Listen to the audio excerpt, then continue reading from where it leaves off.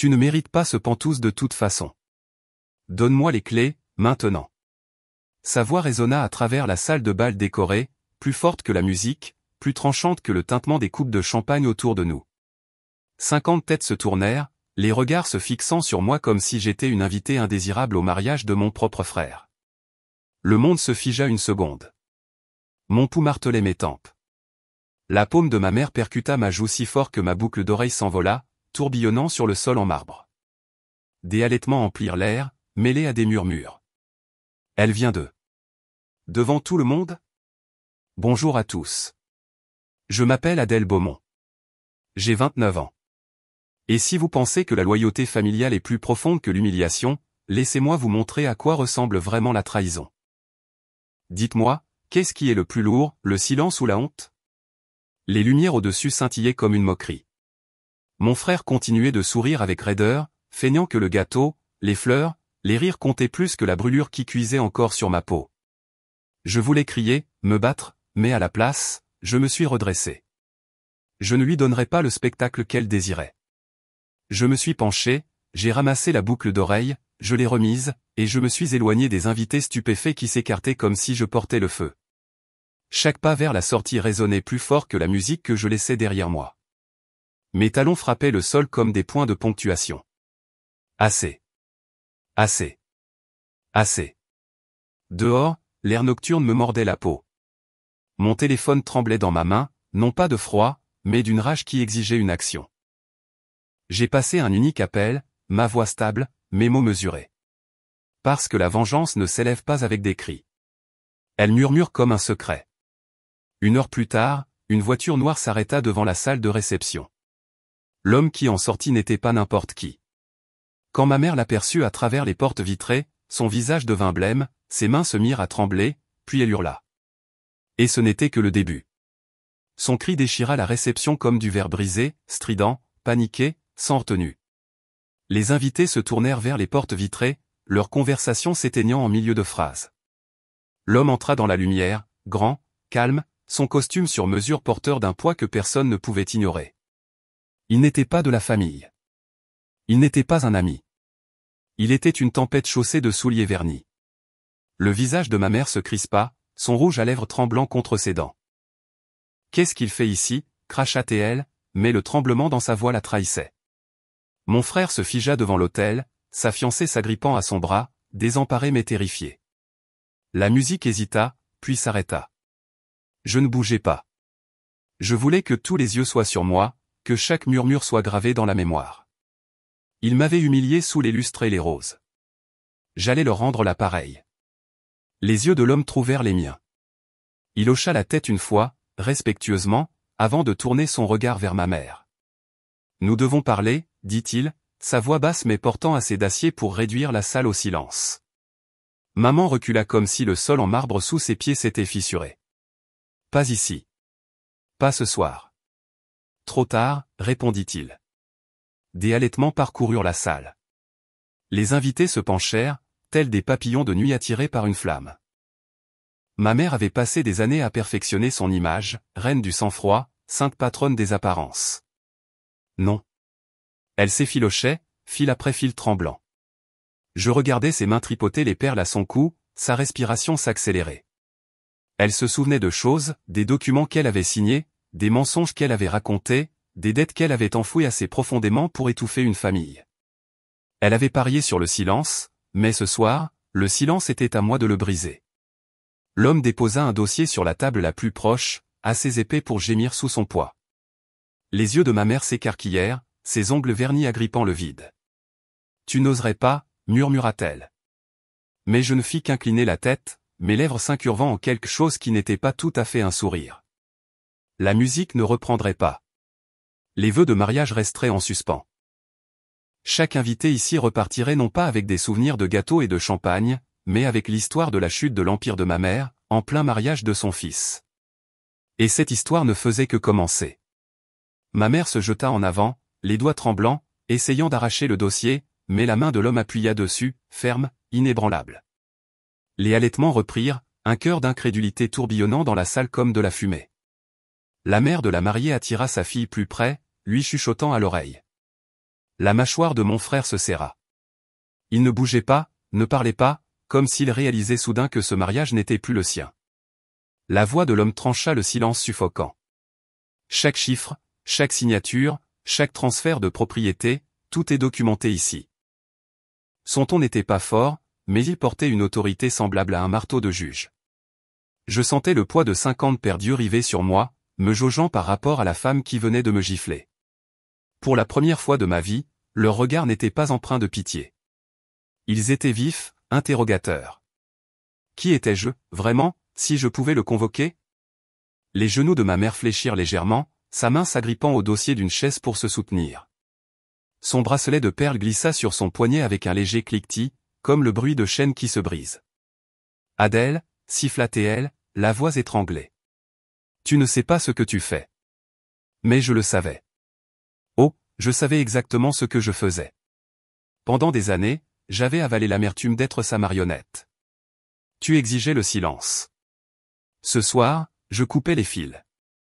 Je m'avançais, plus près d'elle, mes talons résonnant sur le marbre. Tu voulais les clés de mon Penthouse, maman? Ma voix ne vacilla pas, peut-être devrais-tu expliquer à tes invités comment tu comptes le payer avec de l'argent qui n'a jamais été le tien. La foule éclata de nouveau en murmures, comme un millier d'abeilles dérangées de leur ruche. Mon frère fit un pas hésitant vers moi, mais la mariée le retint, la peur dilatant ses pupilles. Et puis l'homme ouvrit le dossier. Les pages se déversèrent comme une vérité libérée. Des chiffres, des virements bancaires, des signatures. Le bruit du papier glissant sur les tables nappées était plus fort que n'importe quel orchestre. Le masque de ma mère se fissura complètement. Sa respiration devint courte. Ses mains tremblaient. Pour la première fois, la femme qui commandait chaque pièce d'un simple regard paraissait petite, et je réalisais alors quelque chose. La gifle avait laissé une brûlure sur ma joue. Mais ce soir, c'était son héritage qui partait en fumée. La salle semblait plus froide maintenant, les lustres projetant une lumière plus cruelle sur les papiers exposés sur le lin blanc. Les invités se penchaient en avant, avides, comme s'ils feuilletaient le scandale lui-même. L'empire soigneusement bâti de ma mère, ses œuvres de charité, ses interviews polies, son image de famille parfaite, saignait de l'encre devant eux. Elle tendit la main, ses doigts griffant vers les documents, mais l'homme la bloqua une fois de plus, calme, délibéré. Son sang-froid ne faisait que la rendre plus frénétique. « Arrête ça !» aboya-t-elle, mais sa voix se brisa à mi-chemin, trahissant le tremblement dans sa poitrine. Je croisai les bras, stable comme la pierre. « Tu voulais me priver de ma dignité devant eux, dis-je doucement, mais les mots portèrent. Maintenant, laisse-les voir toute la vérité. Toute la vérité. » Les murmures s'épaissirent, une tempête sourde roulant dans la pièce. Je saisis des fragments, des tournements de fond, sa propre fille, l'a-t-elle giflé? Mon frère se tenait là, pâle, sa cravate de travers, de la sueur perlant à ses tempes.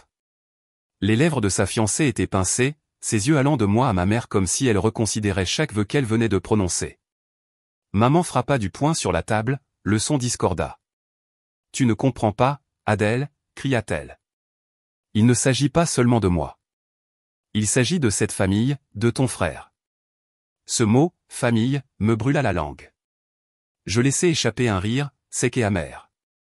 Famille? Tu t'es assuré que je sache exactement où était ma place. Tu ne m'as pas seulement giflé ce soir, maman. Tu m'as rabaissé toute ma vie. Exigeant que je donne, exigeant que je m'incline. Mais ce soir, je ne m'incline plus. Ses yeux brillèrent, non pas de chagrin, mais de fureur. Elle ressemblait à une reine regardant sa couronne tomber dans le feu. L'homme fit glisser une page vers l'avant, pointant l'entête en gras, enquête pour fraude immobilière. Des halètements brisèrent les derniers vestiges d'ordre. Ma mère se figea, son visage devenu livide. Je me penchai plus près, mes mots comme de la glace contre son oreille. La gifle a fait mal, maman, mais le silence qui suivra te détruira. Et dans ce silence, 50 témoins étaient assis, regardant la femme qui régnait autrefois sur chaque pièce réalisée que ce soir, son royaume n'avait plus de mur. Ses lèvres tremblaient, peintes en rouge sur un visage soudainement sans couleur. Le mot « fraude » semblait flotter au-dessus de la table comme de la fumée, impossible à dissiper. Je le voyais s'infiltrer dans la foule, voisins, collègues, même des parents éloignés. Tous dévorant la scène, répétant déjà comment ils la raconteraient demain. Mon frère rompit finalement l'immobilité. Maman, est-ce que c'est vrai? Sa voix était rauque, mince d'incrédulité. Elle se tourna vers lui, désespérée. N'ose pas me questionner. Pas aujourd'hui. Pas le jour de ton mariage. Sa main s'élança comme pour l'attraper, mais il se recula, une lueur de honte traversant son visage alors qu'il réalisait que les invités observaient chaque mouvement. L'homme, toujours aussi calme, croisa les mains. Tout est écrit. Chaque détournement de fonds, chaque propriété au nom de quelqu'un d'autre, y compris le pantouse que vous avez essayé de saisir ce soir. Je me tins plus droite. La brûlure de sa gifle cuisait encore, mais elle s'était transformée en une clarté étrange et féroce. Tu voulais m'humilier, maman, mais la vérité? C'est elle qui t'humilie. Le père de la mariée se racla la gorge, brisant l'air épais. Nous ne tolérons pas les scandales, marmonna-t-il, presque pour lui-même mais assez fort pour que tout le monde entende. Sa fille, la mariée, le regarda avec de grands yeux, réalisant que sa nouvelle famille n'était pas dorée du tout, mais pourrissait sous l'or. La respiration de ma mère devint courte, son collier de perles se soulevant et s'abaissant rapidement. Adèle, murmura-t-elle, sa voix se brisant comme du verre sous les pieds. Tu le regretteras. Tu as tout gâché. J'inclinai la tête, laissant le silence s'étirer, laissant ces mots s'imprégner dans la salle bondée. Non, maman, dis-je doucement, pour que la pièce doive se pencher pour l'entendre. Tu as tout gâché au moment où tu as choisi l'image plutôt que le sang.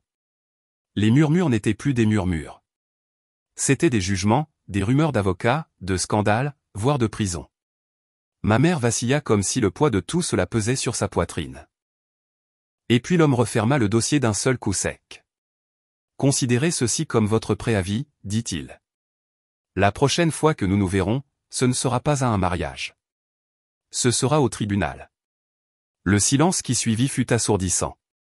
L'empire de ma mère ne s'était pas seulement fissuré. Il s'était effondré devant 50 témoins, et je n'avais pas levé la main.